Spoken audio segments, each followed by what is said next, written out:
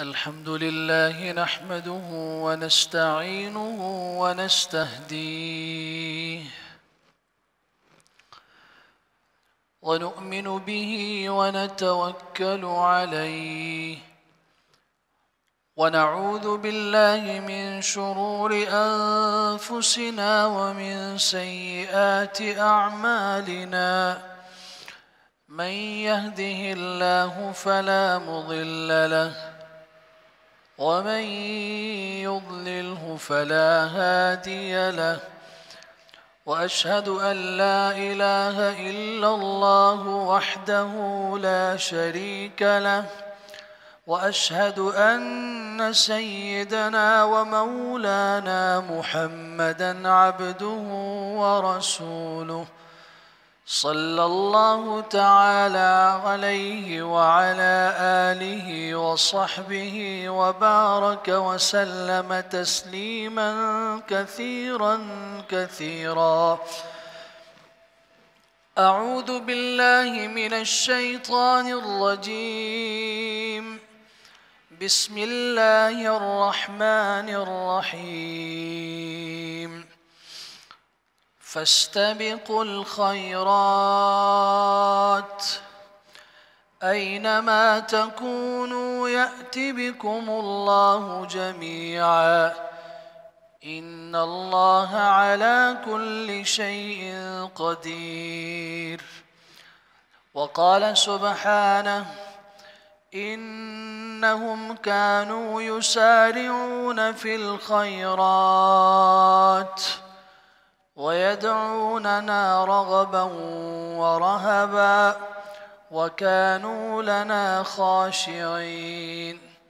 وقال سبحانه عز وجل: وسارعوا إلى مغفرة من ربكم وجنة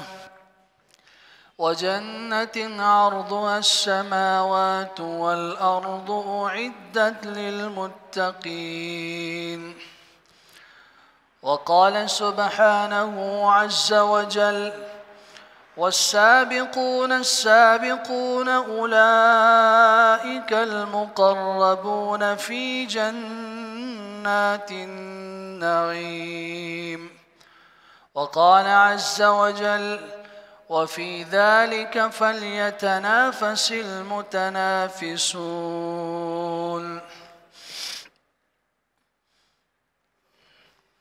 صدق الله مولانا العظيم، وبلغنا رسوله النبي الكريم، ونحن على ذلك لمن الشاهدين والشاكرين، والحمد لله رب العالمين.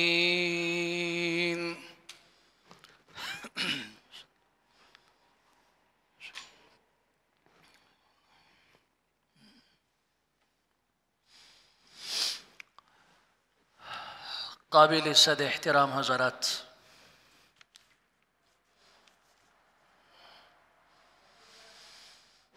کوئی بھی ماں یہ نہیں چاہتی کہ اس کا بیٹا نقصان میں ہو.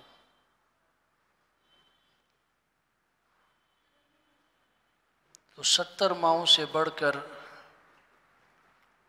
اپنے بندے سے محبت اور پیار کرنے والی اللہ کی ذات یہ کیسے برداشت کرتی ہے اور کیسے اس بات کو پسند کرے گی کہ اس کا بندہ نقصان میں ہو، گھاٹے میں ہو، خسارے میں ہو، ہلاکت کے راستے پہ چلے. تو ماں باپ اپنی اولاد کی غلطی کو دیکھ کر اس کی اصلاح کرتے ہیں، اور اس اصلاح کے لیے مختلف طریقہ کار اختیار کرتے ہیں. کبھی ڈانٹ ڈپٹ کے ذریعے، کبھی غصے کے ذریعے، کبھی مار پیٹ کے ذریعے، کبھی ہنس کے مسکرا کے، کبھی شوق اور ترغیب کے ذریعے، کبھی انعام کی لالچ دے کر. یہ سارے مختلف طریقے ہوتے ہیں کہ ان کا بچہ وہ اچھے راستے پر چلے ان کا بچہ کامیابی کا راستہ اختیار کرے اور ان کا بیٹا، ان کی اولاد اور ان کی نسل کسی ایسے راستے پہ چلنے سے دور رہے جو راستہ ان کے لیے دنیا میں یا آخرت میں نقصان اور ہلاکت کا سبب بن رہا ہے۔ یہی انداز آپ کو قرآن مجید میں ملے گا۔ کہیں اللہ اس انسان اور بندے کی اصلاح فرماتے ہوئے وعدے اور وعید، کہیں جنت کا شوق دلایا، اپنی رضا کا شوق دلا کے اس کے اندر نیکی کی محبت ڈالتے ہیں، صراط مستقیم پہ چلنے کا، تاکہ اسے شوق پیدا ہو، جذبہ پیدا ہو۔ تو آپ قرآن مجید کو دیکھیں گے، کہیں ترغیب ملے گی آپ کو، کہیں ساتھ ترہیب ملے گی۔ جنت کا شوق ہے، جنت کی نعمتوں کا شوق ہے، وہاں صلحاء کے بیٹھنے کا انداز، انبیاء کے ساتھ رہو گے۔ اگر تمہیں جنت مل جائے تو تم رسول اللہ صلی اللہ علیہ وسلم کے پاس رہو گے۔ جب تمہارے جی میں آئے گا تو علی سرر متقابلین، تختوں پر ایک دوسرے کے سامنے بیٹھے ہوں گے۔ یا رسول اللہ صلی اللہ علیہ وسلم، اس دنیا میں رہتے ہوئے جس دن آپ کو نہ دیکھوں مجھے گھر میں سکون نہیں ملتا۔ بیوی بھی موجود ہے، بچے بھی موجود ہیں، احباب بھی موجود ہیں، دوست بھی موجود ہیں، نعمتیں بھی موجود ہیں، لیکن جب تک نظر آپ پہ نہ پڑے دل کو سکون اور قرار اور چین نہیں ملتا۔ تو اس جنت کے ساتھ میں نے کیا کرنا ہے جس جنت میں آپ تو بہت بلند مقام پہ ہوں گے، ہمارا جنت میں جانے کا پتہ ہی نہیں۔ اگر جنت میں چلے بھی گئے تو ہمارا درجہ یقیناً نیچے ہوگا، تو ہم آپ سے کیسے ملیں گے؟ اور جس جنت میں آپ سے ملاقات نہ ہو تو میں سمجھتا ہوں کہ اس جنت میں رہنے کا مزہ ہی نہیں۔ اور اس جنت سے پھر یہ ہے کہ اللہ ہمارا قصہ ہی ختم کر دے۔ رسول اللہ صلی اللہ علیہ وسلم نے اس محب اور مخلص اور محبت کرنے والے صحابی کی اس بات کو سن کے فرمایا، بندے کے دل میں جب محبت پیدا ہوگی نا، جس کے ساتھ اس نے محبت کی ہے وہ اس کے ساتھ ہوگا۔ درجات کا فرق اور تفاوت ضرور ہے، لیکن جو بندے کے دل میں پیدا ہوا کہ میں محمد الرسول اللہ صلی اللہ علیہ وسلم سے ملنا چاہتا ہوں، تو نہ پاسپورٹ کی ضرورت ہے، نہ ویزے کی ضرورت ہے، نہ اجازت کی ضرورت ہے، نہ ٹکٹ کی ضرورت ہے، نہ پیسے کی ضرورت ہے۔ ادھر وَلَكُمْ فِيهَا مَا تَشْتَهِي أَنفُسُكُمْ، صرف دل میں خیال پیدا ہوا، اس کا تخت رسول اللہ صلی اللہ علیہ وسلم کے تخت کے سامنے لگ جائے گا۔ عَلَى سُرُرٍ متقابلین، تقابل کس کو کہتے ہیں؟ بالکل آمنے سامنے۔ رسول اللہ صلی اللہ علیہ وسلم کے لیے تخت بچھا ہوا ہے، انبیاء کرام کے لیے تخت بچھا ہوا ہے، صلحاء امت کے لیے تخت بچھا ہوا ہے۔ اس نے ان کے ساتھ محبت کی، اس نے ان کے راستے پہ چلنا پسند کیا، اس لیے جنت میں اس کا گھر نیچے ہے، جنت میں اس کا درجہ نیچے ہے، لیکن دل میں خیال پیدا ہوا ان سے ملاقات کا، تو دل میں خیال آتے ہی اللہ اس کا تخت ان کے سامنے لگا دیں گے اور مجلس قائم ہو جائے گی۔ اللہ اکبر کبیرہ۔ تو اللہ کبھی نہیں چاہتے کہ میرا بندہ ناکام ہو۔ ایک ماں نہیں چاہتی کہ اس کا بیٹا ناکام ہو، تو 70 ماؤں سے بڑھ کے محبت کرنے والا اللہ کیسے چاہے گا کہ میرا بندہ ناکام ہو؟ اس لیے کبھی ڈانٹ کے ذریعے اگر ٹھیک نہیں ہوگے تو جہنم میں ڈال دوں گا۔ تَصْلَى نَارًا حَامِيَةً كَلَّا إِنَّهَا لَظَىٰ نَزَّاعَةً لِلشَّوَىٰ اللہ تَدْعُو مَنْ أَدْبَرَ وَتَوَلَّىٰ۔ کہیں ڈرایا، میرے بندے میں چاہتا ہوں کہ تو میرے پاس آ، میری چاہت یہ ہے کہ تو ادھر نہ جا جہنم کی طرف، شیطان کی طرف، اور اگر تو نے میری بات نہ سنی نا تو پھر یاد رکھ ایسی آگ تیرے انتظار میں بیٹھی ہوئی ہے جو کہ چمڑے کو اور کھال کو اور ہڈی تک کو جلا کے راکھ کر دے گی۔ نزاعۃ للشوا. اور تم اگر بھاگو گے نا تو تدعو من ادبر وتولى، جس نے منہ پھیر لیا اور پیٹھ پھیر دی وہ اس کو بلاتی ہے ادھر آ، کدھر جا رہا ہے. تو کہیں ڈرا کے، نقصانات بتا کے، اور کہیں شوق دلا کے کہ جس نے میرا راستہ اختیار کیا تو کیا ہوگا. وَسَارِعُوا إِلَى مَغْفِرَةٍ مِّن رَبِّكُمْ وَجَنَّةٍ عَرْضُهَا السَّمَاوَاتُ وَالْأَرْضِ. کہیں ترغیب دی، میرے بندے دوڑ لگا، آہستہ نہیں، سارعو، دوڑ لگاؤ اپنے رب کی بخشش کی طرف اور اس جنت کی طرف کہ جس جنت کی چوڑائی آسمان و زمین کے برابر ہے. تو لمبائی کا کیا عالم ہوگا. لیکن تیار ہر کسی کے لیے نہیں کی گئی. اعدت للمتقین. آپ اٹھائیے سورہ آل عمران کی آیت 168. یہ ترغیب ہے، یہ شوق ہے. آج اللہ نے تمہیں صحت دی، اس رب نے اپنے فضل سے تمہیں مال دیا، اس رب نے تمہیں دنیا کے اندر اولاد دی، نعمتوں کی بارش کر دی، لیکن میں نے اس مال کو اللہ کی مرضی کے خلاف استعمال کیا.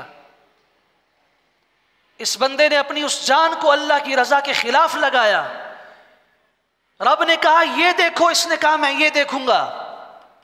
اس نے اپنی آنکھ کو وہاں استعمال کیا جہاں سے رب نے منع کیا تھا. اس نے اپنے کانوں کو وہاں استعمال کیا. جی سرور ملتا ہے،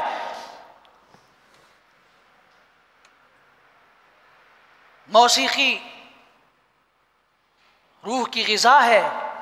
اس نے کہا، میرے رب نے کہا کہ نہیں، روح کی غذا مومن کے لیے الا بذکر اللہ تطمئن القلوب. اللہ کی یاد ہے، قرآن کی تلاوت ہے، ذکر ہے، اس سے مومن کے دل کو جلا ملتی ہے، مومن کا دل روشن ہوتا ہے، مومن کے دل پہ گناہوں کے دھبے پڑنے والے سیاہ صاف ہو جاتے ہیں. ان الحسنات یذہبن السیئات ذالک ذکری للذاکرین ان فی ذالک لذکری لمن کان لہ قلب. یہ قرآن مجید نے اعلان کیے کہ نہیں، مومن کے دل کا سکون قرآن کی تلاوت اور اللہ کی یاد کے بغیر کچھ نہیں ہو سکتا. اس کو کہتے ہوئے سنا گیا کہ اس نے کہا کہ میرے روح کی غذا موسیقی ہے. اس نے اپنی زبان سے وہ جملہ بولا جس کو رب نے کہا نہ بول. رب نے کہا ایسا کہ، اس نے کہا میں نہیں کہتا. اس کی ساری رات تتجافى جنوبهم عن المضاجع يدعون ربهم خوفا وطمعا. قرآن نے کہا مومن کی شان یہ ہے کہ اس کی رات کیسے گزرتی ہے. اٹھاؤ مومن کی رات کیسے گزرتی ہے. قرآن نے کہا تتجافى جنوبهم عن المضاجع، بستر سے ان کے پہلو دور ہوتے ہیں، ان کی کمر بستر سے دور ہوتی ہے، ان کا بدن جسم بستر سے دور ہوتا ہے. اللہ کیوں؟ کیا پھرتے ہیں نائٹ محفلوں میں، عیاشیوں میں، چوریوں میں؟ کہا نہیں، یدعون ربهم خوفا وطمعا. وہ اپنے رب سے ڈرتے ہوئے اور اس رب سے مغفرت کی امید اور طمع رکھ کے وہ اللہ کو پکار رہے ہوتے ہیں. کہیں ترغیب، شوق دلایا، کہیں ڈرایا. وَسَارِعُوا إِلَى مَغْفِرَةٍ مِّن رَبِّكُمْ وَجَنَّةٍ عَرْضُهَا السَّمَاوَاتُ وَالْأَرْضِ. لیکن اعدت للمتقین، ہر کسی کے لیے نہیں. یہ مومن کیسا ہونا چاہیے؟ إِنَّهُمْ كَانُوا يُسَارِعُونَ فِي الْخَيْرَاتِ وَيَدْعُونَنَا رَغَبًا وَرَهَبًا وَكَانُوا لَنَا خَاشِعِينَ. یہ صفت قرآن نے بیان کی ہے. اٹھائیے سورۃ الانبیاء کی آیت 90. اللہ میں کیسا ہو جاؤں کہ تجھے پسند آ جاؤں. آج کی عورت دنیا کو پسند آ جانے کے لیے میک اپ کرتی ہے، پیسہ لگاتی ہے، کپڑے ایسے خریدو کہ لوگ کہیں کہ کیسا لباس پہنا ہے، جوتے ایسے ہونے چاہیے کہ آدمی کو نظر آئے تو پوچھے کہ واہ. ہیئر سٹائل ایسا ہونا چاہیے کہ دیکھنے والے جوان ہل جائیں، شکل و صورت ایسی ہونی چاہیے. یہ سب کیوں؟ یہ لوگ مجھے اچھا کہہ دیں.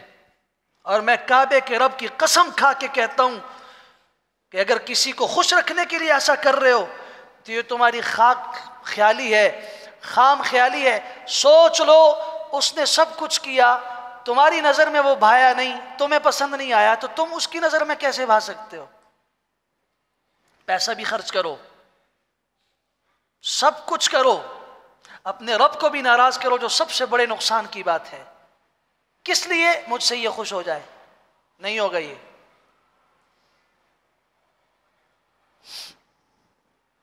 اللہ میں کیسا ہو جاؤں کہ تجھے پسند آ جاؤں؟ کبھی اس پہ ہمارے ذہن میں سوال پیدا ہوا ہے؟ پوچھئے اپنے دل سے. ہاں، بیوی کو پسند آ جاؤں، اولاد کو پسند آ جاؤں. استاد کہتا ہے کہ جی میں شاگردوں کو پسند آ جاؤں. امام اور خطیب کہتا ہے میں مقتدیوں کو پسند آ جاؤں. مجھے لوگ کہیں بہت اچھا بولا، لوگ کہیں کہ بڑی اچھی نماز پڑھائی، یہ بہت اچھی دعا کرتا ہے، بہت اچھے اخلاق والا ہے. کبھی یہ بات ذہن میں آئی کہ اللہ میں کیسے ہو جاؤں کہ تجھے پسند آ جاؤں؟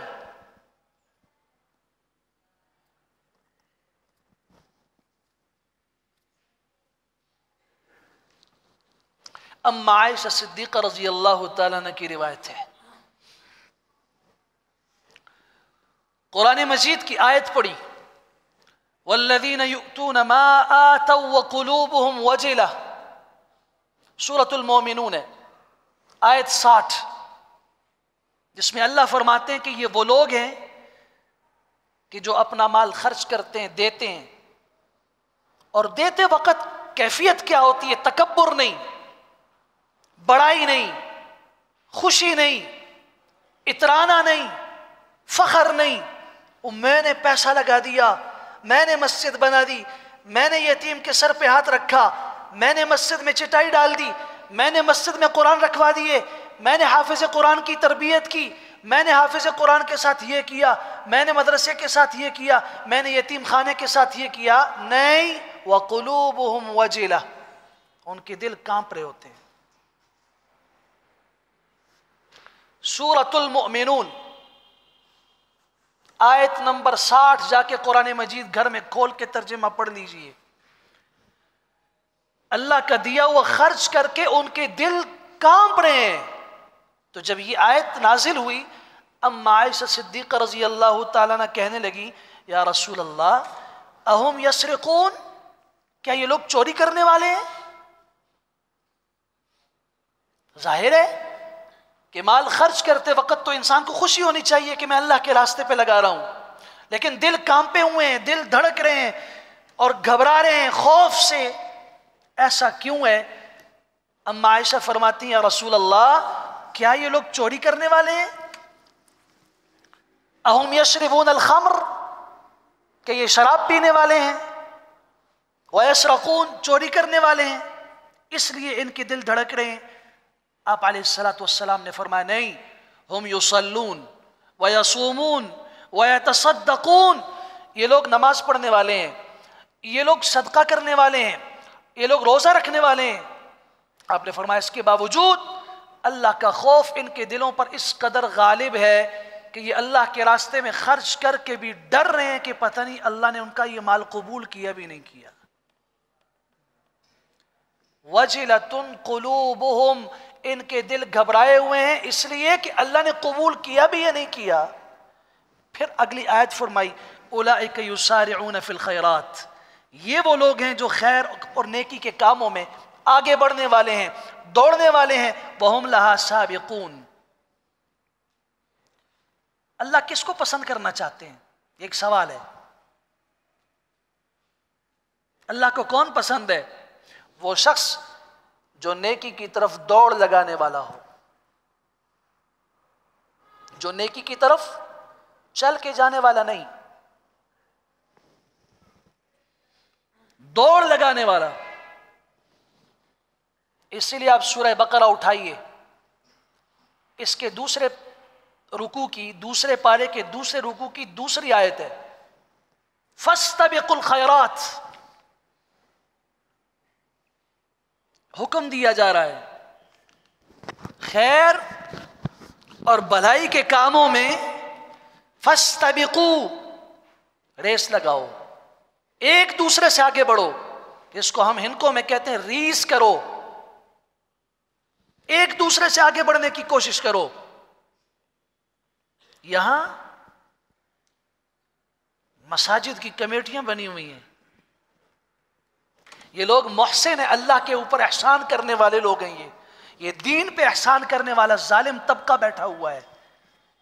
مسجدوں کی کمیٹی کی بات کر رہا ہوں، 50 روپے، 100 روپے مہینے کے میرا بھی لکھ دو۔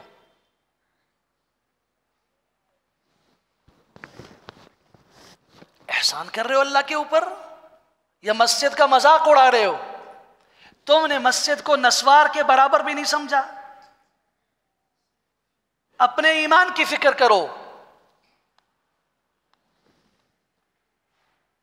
آپ سب لوگ مسلمان بیٹھے ہوئے ہیں، ہمارے تو یہاں یہ سسٹم نہیں ہے، اس لیے میں دھڑلے سے کہہ رہا ہوں۔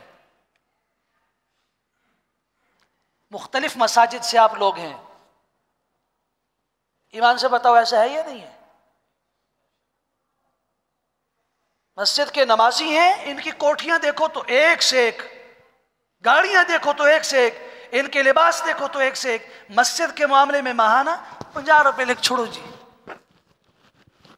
100 روپے لکھ دو میرا۔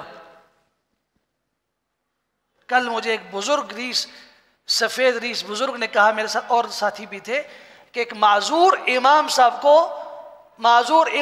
کو 2000 روپے تنخواہ دی گئی، مسجد چھوڑ کے چلے گئے۔ پھر ہم کہتے ہیں ہم اللہ کو پسند آ جائیں گے؟ نہیں، اللہ کو وہ پسند آئے گا جو نیکی میں بڑھنے والا ہے، دوڑ لگانے والا ہے۔ حرام کے کاموں پہ کتنا صرف کرتے ہو، ناجائز کاموں پہ صرف کرتے ہوئے کتنا خوش ہوتے ہو، کبھی اللہ کے راستے میں لگاتے ہوئے اتنی خوشی ہوئی؟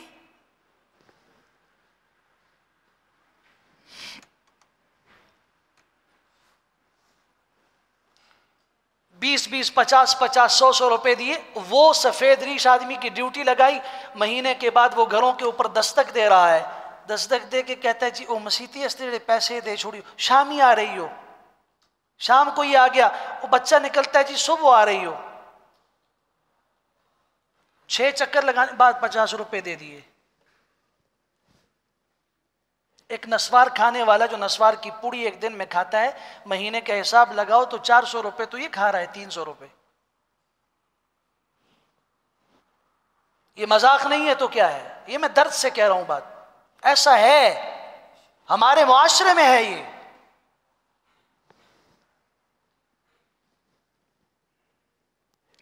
اللہ کو پسند کیسے آئے گا؟ فاستبقوا الخیرات، تم اللہ کی نظر میں اگر پسند بننا چاہتے ہو، اللہ کا محبوب بننا چاہتے ہو، تو تمہیں نیکی کی طرف آہستہ نہیں، دوڑ کے دوڑنا پڑے گا۔ رسول اللہ صلی اللہ علیہ وسلم نے فرمایا مومن کیسا ہوتا ہے؟ کلما سمع ہیئۃ طار الیہا، جب وہ کسی خیر کا کوئی کام، اس کی آہٹ سنتا ہے، آہٹ اڑ کے وہاں پہنچ جاتا ہے، یا اللہ یہ کام مجھ سے لے لے۔ ایک بات عرض کر رہا ہوں اور یہ ایک سبق دے رہا ہوں، اور اس کو دل کی تختیوں پہ نقش کر لو، اپنے اللہ سے یہ دعا مانگا کرو، اللہ جو کام آپ کو پسند ہو وہ کام مجھ سے لے لے، مجھے اس کام میں استعمال کر دے۔ میں آپ کو یہ نہیں کہہ رہا پیسے لگاؤ، میں آپ کو نہیں کہہ رہا کہ دوڑو، میں آپ کو کہتا ہوں اللہ سے مانگو، اللہ جو کام آپ کو پسند ہے، جو راستہ آپ کو پسند ہے، جو جگہ آپ کو پسند ہے، جو عمل آپ کو پسند ہے، اللہ اس کام میں مجھے بھی استعمال فرما۔ پھر وہ اللہ اس میں استعمال کرے گا اور آپ کو پتہ بھی نہیں چلے گا کہ کیسے آپ استعمال ہوں گے۔ پھر ایسا ہوگا کہ ایک کافر کے ہاں اللہ تعالیٰ مومن پیدا کر دے گا، پھر ایک جاہل کے ہاں اللہ تعالیٰ ایسا حافظ قرآن اور دین کا داعی پیدا کر دے گا کہ دنیا حیران ہو جائے گی کہ اس کا باپ اور دادا ایسا تھا اور یہ کیسا ہے۔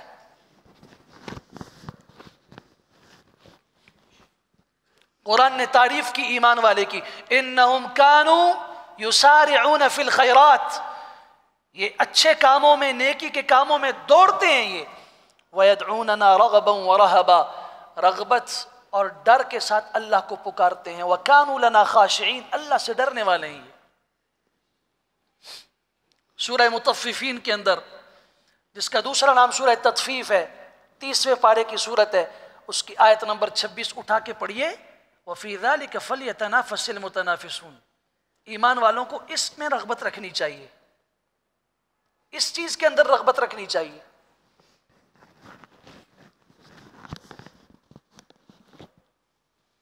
وہ چیز جو اللہ کو پسند ہو، وہ عمل جو اللہ کو پسند ہو، وہ میری پسند ہونی چاہیے. سیدنا ابو بکر صدیق رضی اللہ تعالیٰ عنہ غزوہ تبوک کے موقع پر نبی کریم صلی اللہ علیہ وسلم نے، یہ پہلا غزوہ ہے جس میں آپ علیہ السلام نے کھل کے بتایا کہ ہم نے رومیوں کے ساتھ لڑنا ہے، فلاں طرف جانا ہے. اس سے پہلے جتنی لڑائیاں ہوئیں اس میں آپ علیہ السلام نے کبھی بھی رخ نہیں بتایا. بس تیاری کرو، ہم نے کسی قوم کے خلاف جانا ہے. جتنے جہاد غزوات سرایا ہوئے کسی میں رسول اللہ صلی اللہ علیہ وسلم نے نہیں بتایا. آج پہلی مرتبہ آپ نے بتایا کہ لوگوں تیاری کرو، بھرپور تیاری کرو، اب ہم نے روم کے خلاف جانا ہے. غزوہ تبوک کے لیے نکلے ہیں. بہت سخت موسم تھا، انتہائی قحط اور کھجور کے پکنے کا بالکل موسم سر پر. اسی لیے بہت سارے منافق بہانے تلاش کر کے رہ گئے، ان بیوتنا عورا، اور فلاں فلاں، ہمارے گھر خالی ہیں اور یہاں مسئلہ ہے. مومنین سارے نکل گئے. یہی وہ غزوہ ہے جس میں منبر رسول پہ کھڑے ہو کے رسول اللہ صلی اللہ علیہ وسلم نے اعلان فرمایا تھا کہ رومیوں کے ساتھ لڑنا ہے، راشن کی کمی ہے، لہذا جس کے پاس جو ہے وہ پیش کرے. حضرت عمر فرماتے رضی اللہ تعالیٰ، میرے پاس مال بھی بہت تھا اور میں جانتا تھا ابو بکر صدیق رضی اللہ تعالیٰ کے پاس مال تھوڑا ہے. آج پہلا موقع ہے کہ ابو بکر صدیق سے میں آگے بڑھ جاؤں گا. آدھا مال لے کر آئے. سیدنا صدیق اکبر رضی اللہ تعالیٰ عنہ گھر میں جو کچھ تھا لے آئے. ادھر ابو بکر صدیق رضی اللہ تعالیٰ کا مال رکھا، ادھر حضرت عمر رضی اللہ تعالیٰ کا ڈھیر لگا ہوا ہے. مال کی مقدار کے اعتبار سے حضرت ابو بکر صدیق رضی اللہ تعالیٰ عنہ کا مال حضرت عمر کے اس ڈھیر کے مقابلے میں آدھا بھی نہیں تھا، بہت کم تھا. تو حضرت عمر رضی اللہ عنہ فرماتے ہیں دل کے اندر خیال پیدا ہو رہا، خوش ہو رہا ہوں. یہ نیکی میں آگے بڑھنے کا جذبہ ہے، یہ مسارعات الی الخیرات ہے، یہ استباق الی الخیرات ہے. ورنہ کوئی اور نہیں، بس یہ تھا کہ رسول اللہ صلی اللہ علیہ وسلم سے بڑی دعا مل جائے گی. اور آج میں فخر سے کہوں گا کہ آج پہلا موقع مجھے زندگی میں ایسا ملا کہ میں ابو بکر صدیق سے آگے نکل گیا. لیکن رسول اللہ صلی اللہ علیہ وسلم جن کا قلب سوتے میں بھی اللہ کے ساتھ، تنام عینای ولا ینام قلبی، آپ نے فرمایا میں جب سوتا ہوں نا تو میری آنکھیں بند ہوتی ہیں، میرا دل بند نہیں ہوتا، دل اللہ کی یاد میں ہوتا ہے. تو آپ علیہ السلام نے اس وقت وہی سے فوراً آپ نے بتایا. سوال یہ کرنا چاہیے تھا کہ ابو بکر تم کتنا لائے ہو، کیا لائے ہو، عمر کتنا لائے ہو، کیا لائے ہو، لیکن نہیں، آپ علیہ السلام نے سوال یوں فرمایا کہ ما خلفت، ابو بکر پیچھے کیا چھوڑ کے آئے ہو، ما ترکت لأہلک، گھر والوں کے لیے کتنا چھوڑ کے آئے ہو. یہی سوال حضرت عمر فاروق سے کیا. سوال کرنا تھا. حضرت عمر فرماتے ہیں بس وہ جو میرے دل میں تھا بڑھنے کا جذبہ، اس پہ بالکل پانی پھر گیا. میں سمجھ گیا میں ابو بکر سے کبھی بھی زندگی میں آگے نہیں نکل سکتا رضی اللہ تعالیٰ عنہم اجمعین. ما خلفت لأہلک، پیچھے گھر والوں کے لیے کیا چھوڑا. ابو بکر صدیق رضی اللہ عنہ کا جملہ، ترکت اللہ ورسولہ فی البیت، میں گھر میں صرف اللہ اور اس کے رسول کا نام چھوڑ کے آ گیا ہوں. بس کیا چھوڑا تم نے، اللہ کے رسول صلی اللہ علیہ وسلم، آدھا لے آیا آدھا چھوڑ دیا. وفی ذلک فلیتنافس المتنافسون. سیدنا ابو ہریرہ فرماتے ہیں رضی اللہ تعالیٰ عنہ، فقراء صحابہ کرام حضور کی خدمت میں حاضر ہوئے کہ اللہ کے رسول صلی اللہ علیہ وسلم، ذہب اہل الدثور بالاجور، یہ جو مالدار صحابہ ہیں وہ اجر لے کر ہم سے آگے نکل گئے. وہ نماز پڑھتے ہیں، نماز ہم بھی پڑھتے ہیں، ہم روزے رکھتے ہیں، روزہ وہ بھی رکھتے ہیں، لیکن ان کے پاس مال ہے وہ خرچ کرتے ہیں، ہمارے پاس مال نہیں ہے کہ ہم خرچ کریں۔ وہ اللہ کے راستے میں غلاموں کو آزاد کرتے ہیں، ہمارے پاس مال نہیں کہ ہم غلام آزاد کر سکیں، وہ ہم سے آگے نکل گئے۔ تو رسول اللہ صلی اللہ علیہ وسلم نے اس وفد سے فرمایا، اب ذرا غور کیجیے حدیث پر، آنے والا وفد صرف فقراء کا ہے، صرف غریب لوگ ہیں یہ، اور ان کو فکر اس بات کی ہے کہ مالدار اجر میں آگے نکل رہے ہیں اور ہم پیچھے رہ رہے ہیں۔ آج دیکھ لیجئے معاملات کس قدر مسلمانوں کے مختلف ہو چکے ہیں۔ آج تو یہ ہے کہ میرے بھائی کے پاس جو پراپرٹی ہے مجھ سے زیادہ ہے، میرے چچا زاد کے پاس ہے وہ کیوں زیادہ ہے، مجھے اس سے زیادہ ہونا چاہیے۔ اجر اللہ کے ہاں، محبوبیت یہ تو ہمارے کسی کھاتے میں ہی نہیں ہے۔ یہ فقراء کا وفد چپکے سے آیا، ادھر امیر جو صحابہ تھے وہ ان کو دیکھ رہے تھے، یہ سارے غریب اور فقیر لوگ گئے ہیں، انہوں نے ہم میں سے کسی کو نہیں بتایا مسئلہ کیا ہے۔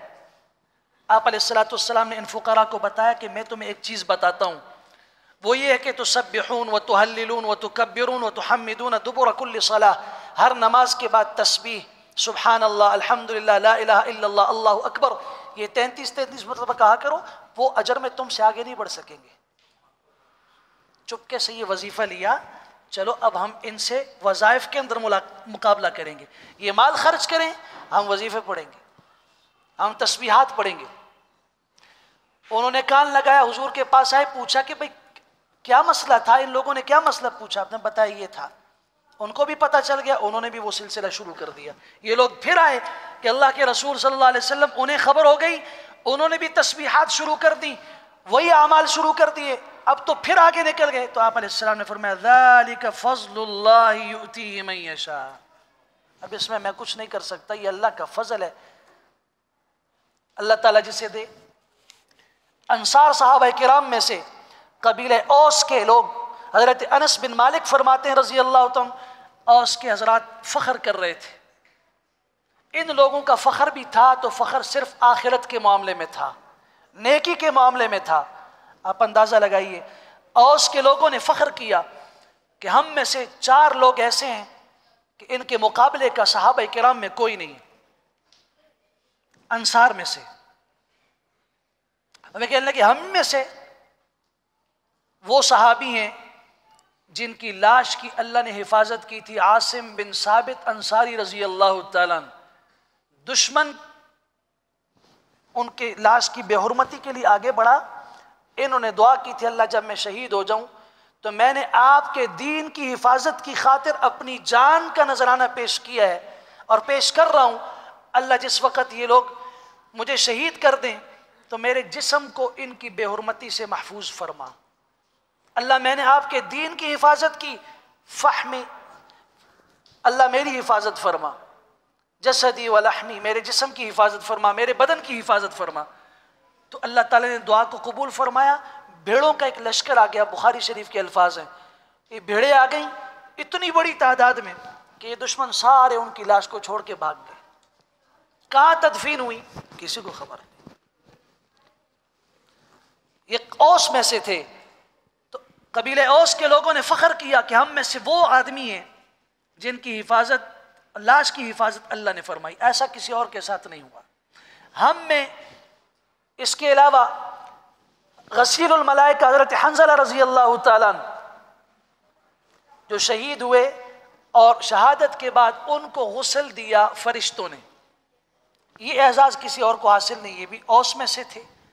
ہم میں سے وہ سعد بن معاذ بھی ہیں کہ جن کی شہادت اور جن کی وفات کے اوپر اللہ کا عرش کانپ اٹھا تھا، منا من اہتز عرش الرحمن بموتہ، یہ اوس والوں نے کہا۔ اور چوتھے انہوں نے کہا ہم میں سے خزیمہ بن ثابت انصاری رضی اللہ تعالیٰ ایسے صحابی ہیں جن ایک کی گواہی کو رسول اللہ صلی اللہ علیہ وسلم نے 2 آدمیوں کی گواہی کے برابر قرار دیا۔ انہوں نے فخر کیا، لاؤ اس کے مقابلے کا کوئی ہے؟ خزرج والوں سے کہا، خزرج والوں نے کہا ہم میں اللہ نے ایسے 4 قراء پیدا کیے ہیں، ابی بن کعب، معاذ بن جبل، حضرت زید بن ثابت اور ابو زید رضی اللہ عنہ یہ 4 ٹاپ قراء صحابہ کرام میں سے تھے، ان کے پلے کا کوئی قاری نہیں تھا۔ فرمایا ہم میں سے یہ 4 قراء ہیں، لاؤ کوئی قرآن ایسا پڑھنے والا ہو تو۔ آپ علیہ السلام نے فرمایا اللہ نے تم دونوں کو اسلام کی وجہ سے عزت دی ہے، اور تم اپنے اسلام کے ان اعمال کی وجہ سے فخر کر رہے ہو۔ قرآن کہتے ہیں وَفِي ذَلِكَ فَلْيَتَنَافَسِ الْمُتَنَافِسُونَ، ایمان والوں کو اگر رغبت رکھنی چاہیے، ریس اور اگر مقابلہ کرنا چاہیے تو وہ ان چیزوں میں کرنا چاہیے، لباس میں نہیں ہوگا، مقابلہ اولاد کی کثرت میں نہیں ہوگا، مقابلہ دنیا میں نہیں ہوگا۔ مقابلہ اگر کرنا ہے اللہ کے لیے تو پھر آؤ کہ تمہاری اولاد میری اولاد جیسی ہے یا نہیں، تمہاری اولاد تمہارا مال وہ میرے مال جیسا ہے یا نہیں، تمہارا ہاتھ میرے ہاتھ جیسا ہے یا نہیں، یا میں اس جیسا ہوں یا نہیں، میرے بدن کی صلاحیت وہاں لگ رہی ہے یا نہیں جہاں اس کی لگ رہی ہے۔ مقابلہ ہو تو دین کے معاملے میں ہونا چاہیے۔ فاستبقوا الخیرات، اللہ کریم ہمیں زندگی میں موت سے پہلے ہی اس راستے پہ چلنے کی توفیق عطا فرمائے جو اللہ کو محبوب ہو۔ وآخر دعوانا الحمدللہ رب العالمین۔